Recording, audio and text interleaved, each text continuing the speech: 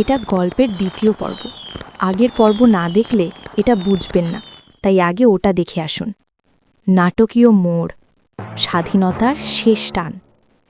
ভালোবাসার দমবন্ধ পরিবেশে সোনাই হাঁপিয়ে উঠেছিল। অজয়ের ভালোবাসা যত বাড়ে, তার স্বাধীনতার আকাঙ্ক্ষা ততই তীব্র হয়। অজয় তাকে কাছে রাখার জন্য যত নিয়ম চাপায়, সোনাই ততটাই দূরে সরে যেতে চায়।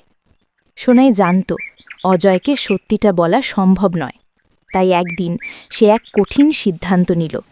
অজয়ের আপত্তির কথা জেনেও সে তার পুরনো বন্ধু এবং আর্ট স্কুলের প্রাক্তন সহকর্মী সৌম্যর সাথে একটি আর্ট এক্সিবিশন দেখতে যাওয়ার পরিকল্পনা করল।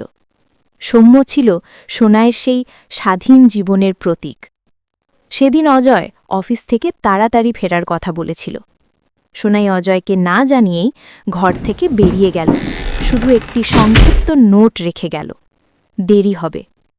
অজয় দ্রুত ফিরেই যখন নোটটি দেখল, তার বুক ধড়াস করে উঠল। তার দীর্ঘদিনের ভয় এক তীব্র সন্দেহে পরিণত হল। সে সঙ্গে সঙ্গে সোনাইকে ফোন করল। প্রথমবার রিং হয়ে কেটে গেল, দ্বিতীয়বার সোনাই ফোন ধরল। চারপাশে হাসির শব্দ, হালকা মিউজিক। অজয় রুদ্ধশ্বাসে, কোথায় তুমি? এত দেরি কেন হচ্ছে? সোনাই গলা স্বাভাবিক রাখার চেষ্টা করে, আমি বাইরে অজয়, একটু কাজ আছে। কার সাথে? কোথায়? আমি তোমায় বলেছিলাম আমার ভালো লাগছে না। পেছন থেকে সৌম্য মজা করে কিছু একটা বলল, আর সোনাই হেসে উঠল। সেই হাসির শব্দ অজয়ের কানে এসে যেন তীর হয়ে বিঁধল। অজয় চিৎকার করে, তুমি হাসছ?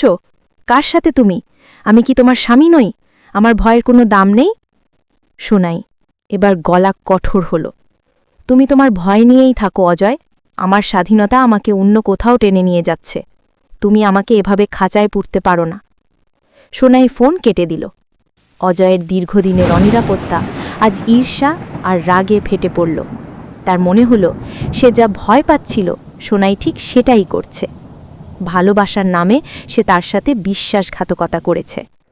অন্যদিকে আর্ট এক্সিবিশনে দাঁড়িয়েও সোনাই সুখী হতে পারল না। সে জানত এই স্বাধীনতার মূল্য তাকে তার ভালোবাসার মানুষের কাছে ভুল প্রমাণিত হয়ে দিতে হচ্ছে।